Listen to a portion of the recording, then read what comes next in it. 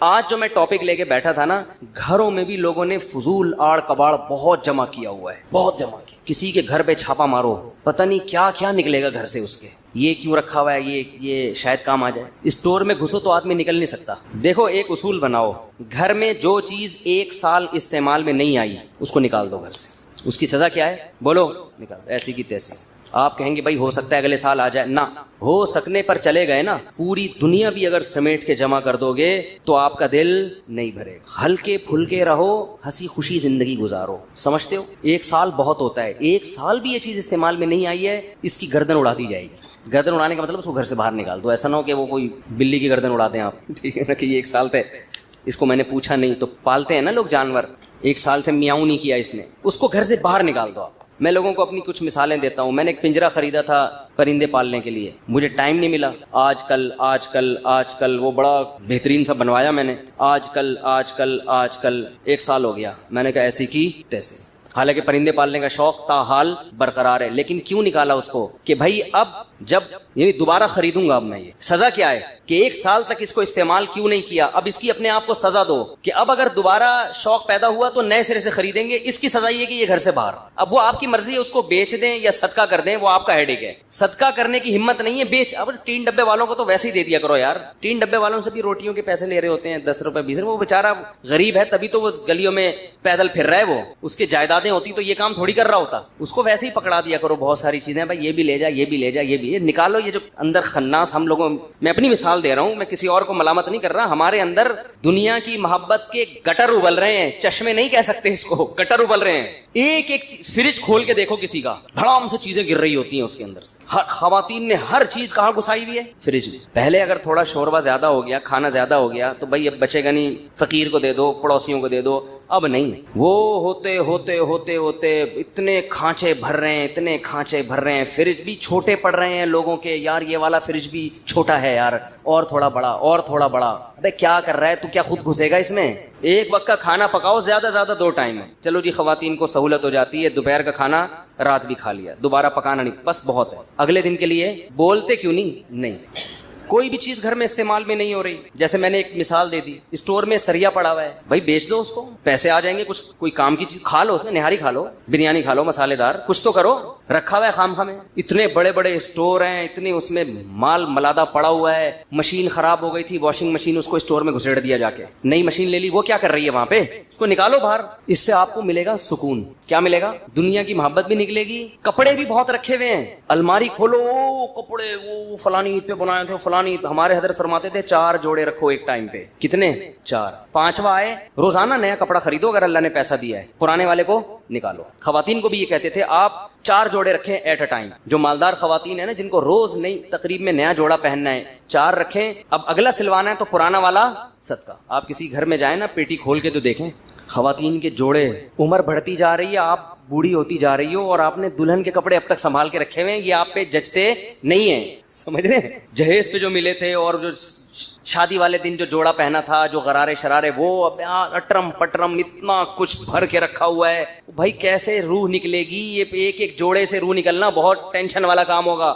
4 جوڑے ہوں گے, روح آرام سے نکل جائے گی. آپ کہو گے بھائی 4 ہی ہیں, کوئی مسئلہ نہیں ہے, لے جا بھائی. ہم آپ کو یہ نہیں کہہ رہے کہ آپ نئے کپڑے نہ پہنے, جیسے ہی پہنتے رہے پرانے والے کو صدقہ کرتے رہے. ہاں کسی کے ایسے کپڑوں کے دھونے میں ٹینشن ہوتی ہے, جیسے سفید کپڑے آپ کو زیادہ رکھنے پڑتے ہیں. وجہ اس کی ہے کہ وہ جلدی میلے ہوتے ہیں, تو پھر وہ گھر کی خواتین کو دھونے میں مشکل ہوتی ہے. تو ایسی کوئی مسئلہ ہو تو ایک الگ بات, لیکن یہ کام اصل میں ہے گھر کی خواتین کا. یہ کام کس کا ہے کہ وہ گھر میں کوئی چیز ضرورت سے زائد جمع نہ ہونے. لوگ نیا فرنیچر خریدتے ہیں, پرانے والے کو اسٹور میں ڈال دیتے ہیں. اسٹور میں نہیں ڈالو بھائی, پرانا والا فوراً سے پہلے بیچو یا صدقہ کرو. کسی کو فون کر کے بولتے اس کو یہاں سے, یہ جنازہ کی طرح ہے, اس کو اٹھا یہاں سے, یہاں نہیں پڑا رہے گا. یہ میں نے گھر میں جم خانہ کھولا تھا. جب باتیں آئی گئی ہیں تو بس ایک آخری مثال دے کے, یہ میں مثالیں شو مارنے کے لیے نہیں دے رہا, سمجھانے کے لیے کہ میں کہنا کیا چاہ رہا ہوں. وہ جو مشین ہوتی ہے نا, یہ وہ جوش ہوتا ہے, کبھی یوں آدمی کر رہا ہے, کبھی ڈولے شولے. تو ہم نے کہا یار جم خانہ جانے کے بجائے بہتر ہے کیا کرو, گھر میں مشین لا کے رکھ لو. خریدی ویٹ مشینیں, صحن میں لا کے رکھ لی. توفیق اب تک بولو نہیں, کیونکہ ماحول ہی نہیں ہے. ماحول میں انسان کام کر لیتا ہے نا. جم میں ایک ماحول ہوتا ہے, سبھی کر رہے ہوتے ہیں, تو آدمی کا دل چاہتا ہے چلو 2-4 ڈنڈ ہم بھی پیل لیں. تو وہ اتنی پیسے جمع کر کر کے ایک شوق میں مشینیں بڑی لا کے رکھی ہیں. اب کیا ہے کہ وہ 1 سال ہو گیا استعمال میں نہیں آئی. اب شیطان کہہ رہا ہے بھائی آ جائیں گی استعمال میں, کل سے شروع کر دو. میں نے شیطان کو بول دیا کہ اب سزا یہ ہے کہ یہ مال نکلے گا یہاں سے, اب یہ گھر میں نہیں, وہ نکل جائے گا. اب میں یہاں کوئی بولی تھوڑی لگا رہا ہوں کہ کتنے کا دوں گا. لوگ کہیں گے اچھا مولوی صاحب کو مشینیں بیچنی تھی, پورا بیان اس چکر میں کیا ہے. وہ جس کو بیچنی ہے اس سے بات ہو گئی ہے, اور اس کو بھی دھمکی دے دی ہے کہ اگر تو نہیں اٹھا کے لے کر گیا نا 3-4 دنوں کے اندر کباڑ والے کو دے دوں گا, میں بتا رہا ہوں, گھر سے نکالوں. 1 سال بہت ہوتا ہے, بہت مہلت دے دی اپنے آپ کو. اب اگر دوبارہ کسی وقت خیال آیا نا کہ گھر میں ایکسرسائز کرنی ہے, دوبارہ پیسہ لگا کے خریدوں گا میں, لیکن اب اس کی ہمت ہوگی نہیں. جب ایک دفعہ اتنے پیسے انسان کے برباد ہو جاتے ہیں تو دوبارہ ہمت نہیں ہوتی. 1 سال بہت ہے مہلت دینے کے لیے. تو بھائی نہیں ہو رہا ہے اس کا مطلب 1 سال تجربہ ہو گیا. بھائی گھر میں آدمی جاتا ہے تو یہ کام ہوتے ہی نہیں اس سے. گھر میں تو بچے پکڑ لیتے ہیں, آپ کو انڈے لینے کے لیے بھیجا تھا, آپ جناب ایسی خالی ہاتھ آ رہے ہیں, اور یہ اس کام کے لیے بھیجا تھا. گھر کے 10 مسائل ہیں, گھر میں نہیں ہوتے یہ کام. باہر کچھ لوگ کرتے بھی ہیں, لیکن ہم نے 1 سال تجربہ کر کے دیکھ لیا بھائی ہمارے بس کا کام نہیں ہے. اور بدنامی الگ ہو رہی ہے. جو گھر میں آتا ہے وہ سمجھتا ہے پتہ نہیں ہے کیا کوئی مسٹر پاکستان ہے یہ آدمی, مشینیں ایسی لگی ہوئی ہیں جیسے پتہ نہیں کیا یہ ڈولے تو اس حساب سے کہہ رہے ہیں, نظر نہیں آ رہے یہ جہاں کہاں رہے ہیں. مشینیں ایسی لگائی ہوئی ہیں, آپ آگے ہمارا صحن دو, آپ بولو ارے بھائی مفتی صاحب تو ماشاءاللہ. تو بدنامی الگ ہو رہی ہے. تو اس کا حل کیا ہے؟ اور آج میرا ارادہ تھا ایک کباڑ والے کو میں فون کروں کہ یہ مشین بندے اٹھا کے نہیں لے کے جا رہے جن کو بیچنی ہے, تو اس کو وزن کے حساب سے بیچ دے بھائی, تو لوہے کا جو وزن ہوتا ہے نا. اور میرا ارادہ تھا آج, تو میں نے کہا ایک مہلت اور دے دوں, جس سے بات ہوئی ہے کہ بھائی لے جائے, ورنہ میں کباڑ میں بیچ دوں گا, میں نقصان کر دوں گا, مگر میں یہ ٹینشن گھر میں نہیں پالوں گا. یہ سامان گھر میں جمع کر کر کے رکھنا یہ زیادہ ٹینشن کی چیز ہے بنسبت آپ اپنا کچھ مالی نقصان کر لیں. یہ زیادہ نقصان دہ چیز ہے. اس سے دل میں محبت پیدا ہوتی ہے دنیا کی. تو گھر میں آپ نے کیا کرنا ہے بھائی, فریج جا کے آج کھولیں ہے بھائی, کھولیں آج فریج اور سب چیزیں نکال کے باہر پھینک. بولیں بیگم اب نئے سرے سے فریج میں چیزیں آئیں گی, ٹھیک ہے. تو بولے بیگم سے یہ اتنا بڑا فریج میں نے تمہارے بیٹھنے کے لیے نہیں بنایا, یہ ضرورت کے لیے بنایا میں نے. تو اور سب گھروں میں یہی ہو رہا ہے. میں تو یہاں بیٹھ کے باتیں کر رہا ہوں نا, ہمارا کبھی فریج کھولیں گے پتہ نہیں کیا کیا نکلے گا اس سے. تو میں نصیحت ہی کر سکتا ہے انسان. ہاں تو ہمارے تو 3 فریج کھولیں گے تو وہ اس میں پتہ نہیں کیا کیا بھرا ہوا ہے. یہ تو میں باتیں کر رہا ہوں, میں کوئی دعوے تھوڑی کر رہا ہوں کہ ہمارے یہاں بالکل ایک ایک چیز بالکل شریعت کے حساب سے چل رہی ہے. تو ہمیں بھی یہ شکایت ہے, لیکن بہت مشکل ہوتا ہے سمجھانا. پولیس بھی نہیں سمجھا سکتی بھائی گھر میں کسی کو. ہمارے تو گھر والے کہتے ہیں یہ فریج چھوٹا پڑ رہا ہے, ایک اور چاہیے. میں نے کہا ایک اور, میں اس سے بیزار آیا ہوا ہوں, ایک اور فریج کہاں سے ملے گا. تو وہ تو آپ لاتے رہو, ایک اور کیا 4 فریج اور لا کے رکھ دو, وہ بھی بھر جائیں گے. اور آج کل تو گرمیاں ہیں, اے سی کی ٹھنڈک اتنی کافی نہیں ہوتی, بچے بھی اس میں سونا شروع کر دیں گے.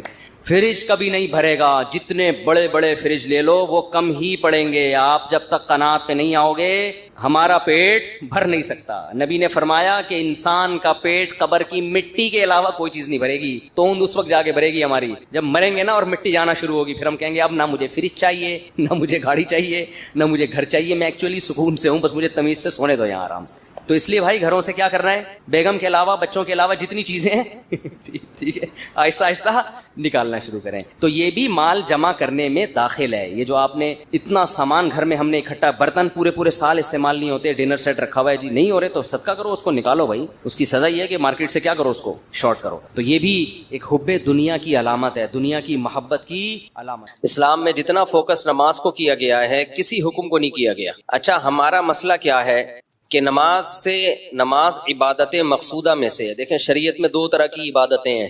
ایک عبادت تو وہ ہے جو خود مقصود نہیں ہوتی بلکہ اس سے مقصد کوئی دوسرا کام ہوتا ہے, جیسے وضو. یہ بذات خود مقصود نہیں ہے بلکہ وضو کا مقصد کیا ہے, نماز پڑھنا آپ کے لیے حلال ہو جائے, جائز ہو جائے. اب کوئی سارا دن بیٹھ کے وضو ہی کرتا رہے, نماز نہ پڑھے, تو اس کو ہم بے وقوف کہیں گے. احرام کا بنیادی مقصد کیا ہے, احرام خود کوئی عبادت نہیں ہے, لیکن عمرہ یا حج کرنے کے لیے آپ کو احرام کی حالت میں آنا ضروری ہے. اس احرام کی حالت میں آئے بغیر آپ نہ حج کر سکتے ہو اور نہ عمرہ کر سکتے ہیں آپ. اس لیے ان کو شرط کہا جاتا ہے. شرط کہتے ہیں کسی بھی چیز کا خارج وہ اس کے اندر نہ ہو. نماز کے ارکان کیا ہیں, قیام ہے, رکوع ہے, سجدہ ہے, تلاوت کرنا. وضو نماز کے ارکان میں سے نہیں ہے بلکہ نماز سے باہر کی چیز ہے. اس لیے ہم کہتے ہیں وضو نماز کی شرطوں میں سے, پاک ہونا, صاف ہونا, جسم کا پاک ہونا, باوضو ہونا, یہ سب چیزیں نماز کی شرطوں میں سے ہیں. اور کچھ عبادتیں ایسی ہیں جو بذات خود مقصود ہیں, جیسے نماز ہے, حج ہے, روزہ ہے, زکوٰۃ ہے. اگر آپ نے نماز نہیں پڑھنی تو آپ پر وضو بھی لازم نہیں ہے. لوگ ہم سے مسئلہ پوچھتے ہیں غسل فرض ہو گیا, کیا رات کو فوراً غسل کرنا ضروری ہے؟ کیا غسل کیے بغیر ہم سو سکتے ہیں؟ تو اس کا جواب کیا ہے بھائی, غسل فرض ہے نماز پڑھنے کے لیے. تو اگر آپ نے رات کو عشاء کی نماز نہیں پڑھی ہے تو پھر تو فوراً غسل فرض ہے تاکہ آپ کے لیے عشاء کی نماز حلال ہو جائے. اور اگر آپ نے نماز پڑھ لی ہے تو فجر کی نماز میں ابھی 5 6 7 8 گھنٹے باقی ہیں, فوری غسل کرنا فرض نہیں ہے, کیونکہ غسل عبادت مقصودہ میں سے نہیں ہے. غسل جو فرض غسل ہوتا ہے وہ کیا اس لیے جاتا ہے تاکہ آپ کے لیے فجر کی نماز پڑھنا حلال ہو جائے. تبھی جو پوستی لوگ ہیں فجر پڑھتے ہی نہیں ہیں, وہ 11 بجے اٹھ کے غسل کر رہے ہوتے ہیں, اور زیادہ پوستی پن پہ آپ آ جائیں تو کرتے ہی نہیں ہیں وہ. تبھی غیر مسلموں میں یہ غسل جنابت نہیں ہوتا. جو غیر مسلم لوگ ہیں ان میں غسل جنابت نہیں ہوتا کیونکہ انہوں نے نماز ہی نہیں پڑھنی ہوتی. ویسے ہی وہ صاف ستھرے ہونے کے لیے بات لے لیں تو ان کی مرضی ہے, نہیں لیں تو بھی کہتے ہیں کیا ہے بس چلو ویسے پورا مہینہ گزر جاتا ہے. تبھی اسلام میں حکم یہ ہے کہ جب کوئی غیر مسلم اسلام قبول کرے تو اس کو غسل کرایا جائے, کیونکہ ہو سکتا ہے اس پہ غسل فرض ہو اور اس نے نہ کیا ہو. تو غسل ہو گیا, وضو ہو گیا, ان کی فرضیت کیوں ہے؟ تاکہ آپ کے لیے عبادت جو نماز ہے وہ آپ ادائیگی کر سکیں. تو اب اس کو سمجھیں کہ عبادت مقصودہ بہر صورت کرنی ہی کرنی ہے. جہاد کس میں داخل ہے؟ عبادت مقصودہ میں ہے یا غیر مقصودہ میں؟ بولو نہ غیر مقصودہ میں. وہ بذات خود مقصود نہیں ہے. بذات خود مقصد کیا ہے؟ اللہ کا دین غالب ہو جائے, دشمن کا شر ٹوٹ جائے. تو اگر دشمن کا شر ویسے ہی ٹوٹ گیا, صلح ہو گئی اور دشمن نے ہتھیار ڈال دیے, تو شریعت بلا وجہ لڑائی کا حکم نہیں دیتی. بلکہ جہاد کے بارے میں جب ہم اصول فقہ کی کتابیں پڑھتے ہیں تو اس میں لکھا ہوا ہے کہ جہاد بذات خود, یعنی اول نظر میں دیکھا جائے, اول نظر میں, میرے اتنے سے بیان کو کلپ کاٹ کے نہ کوئی بنا دے, اتنی سی بات کو نہ چلا دیتے ہیں لوگ, پوری بات نہیں کر رہے ہوتے. پہلی نظر میں اگر دیکھا جائے تو فساد ہے, اس میں کوئی ایسا کام نہیں ہو رہا جو اللہ جس کو پسند کرتا ہو. مار کٹائی, قتل و غارت, معصوم لوگوں کی جانیں بھی جاتی ہیں. چاہے جب آپ جہاد کرتے ہو تو شریعت نے حکم دیا ہے کہ عورتوں بچوں کو قتل نہ کیا جائے, لیکن جب بھی بم گرے گا آپ نے نشانہ تو دشمن کے فوجیوں کو بنایا, لیکن بم کے دھوئیں اور چھرے کہیں نہ کہیں تو پہنچیں گے. بم تو یہ تھوڑی دیکھتا ہے کہ بھئی ادھر پھٹنا ہے, یہ ادھر ادھر دائیں بائیں اگر کوئی بے گناہ لوگ گزر رہے ہیں تو ان کی قریب سے گزر جانا ہے. غریبی میں 2-4 معصوم لوگ بھی مر جاتے ہیں اس سے, تو انسانیت قتل ہوتی ہے, اس میں لوگ معذور ہو جاتے ہیں, گھر اجڑ جاتے ہیں. تو اس لیے علماء جو اصول فقہ کی کتابیں جنہوں نے صدیوں پہلے لکھی ہیں وہ کہتے ہیں جہاد میں تو خون خرابہ ہے اور اللہ کو زمین میں فساد پسند نہیں ہے, کسی بھی درجے میں پسند نہیں ہے. لیکن یہی جہاد بہت بڑی عبادت ہے جب فساد ختم کرنے کے لیے ہو, جب فساد ختم کرنے کے لیے. کیوں؟ وجہ اس کی ہے کہ اگر یہ جہاد نہیں ہوگا تو خون خرابہ رکے گا تھوڑی, اس سے بڑا خون خرابہ ہوگا. ابھی قریب میں اس کی مثال ہے, انہوں نے فائرنگ شروع کر دی, پڑوسیوں نے میزائل داغنا شروع کر دیے. ہم اگر کہتے بھائی جہاد تو فساد ہے, ہم اگر بم برسائیں گے ماریں گے تو یہ نہ ہو جائے وہ نہ ہو جائے, تو بہتر یہی ہے کہ کچھ نہ کیا جائے, تو ادھر کچھ ہو نہ ہو. ہم اب تک اس دنیا کی مارکیٹ سے شارٹ ہو چکے ہو. لوگ کہتے کہ جی ایک مسجد تھی جہاں مفتی صاحب کا بیان ہوا کرتا تھا. آپ کہہ سکتے ہیں یوٹیوبر بتا رہے ہوتے, یوٹیوبر بھی جا چکے ہوتے. اتنا فساد ہوتا ہے جب. اس لیے جہاد عبادت غیر مقصودہ ہے, مقصودہ نہیں ہے, لیکن ہے بہت بڑی عبادت. جب فرض ہو جائے تو بہت ثواب ہے اس میں. تو یہی وجہ ہے کہ نبی صلی اللہ علیہ وسلم کو جہاں جہاد کیے بغیر غلبہ مل گیا وہاں آپ نے جہاد نہیں کیا. طائف والے آئے, انہوں نے کہا ہم لڑنا نہیں چاہتے, آپ سے سلو کرنا چاہتے ہیں, اور ہم آپ کے مذہب کو بھی قبول کر رہے ہیں, اسلام کو بھی, لیکن چند چیزیں جو ہے اس پہ کمپرومائز کریں. تو جو اسلام کی بنیادی چیزیں تھیں اس پہ تو آپ نے کمپرومائز نہیں کیا. جیسے انہوں نے کہا ہم شراب ہمارے لیے حلال ہوگی, فرمایا نہیں یہ نہیں ہو سکتا, یہ تو اسلام کی بیسک چیزیں ہیں نا, یہ نہیں ہو سکتا. ایک قبیلے سے آپ کا معاہدہ ہوا, انہوں نے کہا کہ ہم جو جزیہ دیں گے لیکن اس کو جزیہ کا نام نہیں دیں گے, تو حضرت عمر نے فرمایا ہم اس کو جزیہ سمجھیں گے, تم اس کو کچھ بھی نام دے دو, نام میں کچھ بھی نہیں رکھا, آپ اس کو کوئی بھی نام دے دو. تو آج ہمارے دینداروں میں ایک مسئلہ یہ بھی ہے کہ وہ ایک چیز کو پکڑ کے بیٹھ جاتے ہیں, یہ نہیں دیکھتے کہ شریعت کا اس سے مقصد کیا تھا. 2 انتہائیں ہیں ہماری سوسائٹی میں. ایک انتہا تو ان اسکالرز کی ہے جنہوں نے دین کا بیڑا ہی غرق کر دیا. انہوں نے جو عبادت مقصودہ تھی اس میں بھی تحریف کر دی. انہوں نے کہا ایکچولی روزے کا حکم تو اصل میں اس لیے تھا کہ تمہارے اندر تقویٰ پیدا ہو, تو ایکچولی وہ صبح سے میں نے چائے نہیں, ایک دفعہ بن کے آئی چائے, دوبارہ میں نے بھیجی ہے اس لیے دیر ہو گئی, دوبارہ ڈانٹ کے بھیجی ہے. اس کو چائے بولتے ہیں, وہ میرے بچے نے بنائی چائے, میں نے اس کو چائے بولتے ہیں, اب بنا کے لایا چائے. یہ کٹ کر دینا, بیان سے کٹ کر دینا. وہ ایک میم دیکھی آپ لوگوں نے, ایک میم بڑی آ رہی, مجھے بڑے مزے آتی لگتی ہے. ایک لمبی لمبی پھینک رہا, دوسرا ایسے سڑپے مار کے چائے پی رہا ہے اور ایسے لگ رہا ہے جیسے بہت غور سے اس کی بات سن رہا ہے, اور وہ بڑی لمبی پھینک رہا ہوتا ہے. بھائی ویڈیو نہیں بنایا نا, بس جزاک. تو ایک فریق نے تو کیا کیا, جو عبادت مقصودہ تھی نا اس کا بھی انکار کر دیا. ایک فرقہ ہے وہ نماز کا منکر ہے، وہ کہتے ہیں نماز ہے ہی نہیں اسلام میں، ایکچولی وہ تو اس لیے تھی، منکرین حدیث بھی بہت سے نماز کا انکار کر دیتے ہیں، کہتے ہیں نماز کا جو بنیادی مقصد تھا وہ تو گیدرنگ تھی اور بے حیائی سے تمہاری جان چھوٹ جائے، ان الصلاۃ تنہی عن الفحشاء والمنکر، نماز بے حیائی سے روکتی ہے، اور یہ تو اب نماز روک ہی نہیں رہی ہے تو اب نماز پڑھنے کی ضرورت ہے ہی نہیں۔ تو یہ بالکل غلط دلیل ہے بھائی، نماز عبادت مقصودہ میں سے ہے، یہ خود مقصود ہے، یہ خود کیا ہے؟ مقصد ہے۔ آپ کو نماز بے حیائی سے روکے نہیں روکے، آپ نے پڑھنی ہی پڑھنی ہے۔ رمضان کا روزہ آپ نے ہر صورت میں رکھنا ہے، چاہے وہ رمضان کا روزہ آپ کے اندر تقوی پیدا کرے یا نہ کرے۔ روزے کی حکمت اللہ نے کیا بیان کی ہے؟ تقوی، لعلکم تتقون، تاکہ تمہارے اندر تقوی پیدا ہو۔ کیا ہو رہا ہے پیدا؟ کتنے لوگ ہیں رمضان میں بھی ٹھگ رہے ہوتے ہیں لوگوں کو، فلمیں دیکھ کے ٹائم پاس کر رہے ہوتے ہیں روزے میں، تو تقویٰ تو پیدا ہی نہیں ہو رہا، تو ان کو کیا کہا جائے گا؟ روزہ چھوڑ دیں وہ؟ نہ بالکل نہیں، روزہ پھر بھی رکھنا پڑے گا۔ نماز کا بنیادی مقصد ہے اللہ سے تعلق کیا ہو جائے آپ کا؟ مضبوط۔ بہت سے لوگوں کا نہیں مضبوط ہو رہا ہوتا نماز سے تعلق، پھر بھی نماز چھوڑنے کی ان کو اجازت نہیں ہے، کیونکہ یہ عبادت مقصودہ میں سے خود مقصود ہے، اس کو کرنا ہے آپ نے ہر صورت۔ تو کچھ لوگوں نے کیا کیا، انہوں نے کہا کہ چونکہ نماز سے مقصد حاصل نہیں ہو رہا لہذا نماز پڑھنے کا کیا فائدہ۔ ایسے لوگ یہ تانے دیتے ہیں کہ تمہیں ایسی نماز کا کیا فائدہ جو تمہیں جھوٹ سے نہ بچا سکے، چھوڑو اس سے تو وہ انگریز ہی اچھے ہیں جو نماز نہیں پڑھتے، سچ تو بولتے ہیں نا کم از کم۔ ایسی نماز سے کیا فائدہ جو تمہیں کرپشن سے نہیں روک سکتی، اس سے بہتر تو وہ ایماندار آدمی ہے جو نماز نہیں پڑھتا لیکن بے ایمانی نہیں کرتا۔ نہ یہ جملہ زبان سے مت نکالا کرو، بے ایمانی کرنا الگ جرم ہے، نماز چھوڑنا الگ جرم ہے۔ اسلام سے پتہ چلتا ہے کہ نماز قضا کرنا بے ایمانی سے بڑا جرم ہے اللہ کی نظر میں۔ نماز قضا کرنا اللہ کی نظر میں بے ایمانی سے، بول لینا یا سب کو چائے پلاؤں کیا تب ایکٹیو ہوں گے کیا؟ ہاں تو آپ ایسے سس سے لگ رہے ہو یار، تو اتنا تھوڑی ہے کہ میں نے پیے تو اب میں سب کو پلاؤں بیٹھ کے، کبھی پلا بھی دیں گے انشاءاللہ۔ تو نماز چھوڑنا اللہ کی نظر میں یہ زیادہ بڑا جرم ہے، کرپشن بھی بڑا جرم ہے۔ تو وجہ کیا ہے؟ ہم نے انسانوں سے پوچھا ہے کہ صحیح کیا ہے غلط کیا ہے۔ قرآن سے آپ پوچھو تو قرآن جتنا فوکس نماز کو کرتا ہے اتنا کسی چیز کو نہیں کرتا۔ کیوں فوکس کرتا ہے نماز کو؟ اللہ کہتے ہیں پہلے مجھے تو مانو، اور تم مجھے مانتے ہو اس کا ثبوت پیش کرو، اور اس کا ثبوت کیا ہے؟ نماز۔ جہاں ایمان والوں کی اللہ نے علامات بیان کی ہیں، سب سے پہلے نمبر پہ اگر کسی چیز کا ذکر ہوتا ہے تو وہ کس کا؟ نماز کا۔ نماز قائم کرتے ہیں، نماز قائم کرتے ہیں، نماز قائم کرتے ہیں، باقی سب چیزیں بعد میں۔